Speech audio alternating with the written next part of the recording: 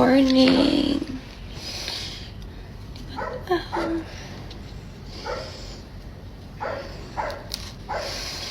Grabe yun ka-glowing mga zay. Wala jud ko yung question. May gani lang ba nagbalit magod kong bago kay nahulot na. Oh.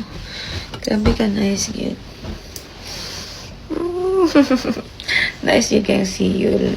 Pero medyo lang yun siya. So kamo na bahala kung gusto niyo i-invest in yourself. Pero grabe ka fresh mga zay. Natural lighting kami akong gamit mga zay ha. No filter, no everything. So nice. Muna siya akong gamit. This one. Butang na ko sa akong yellow basket. Ano?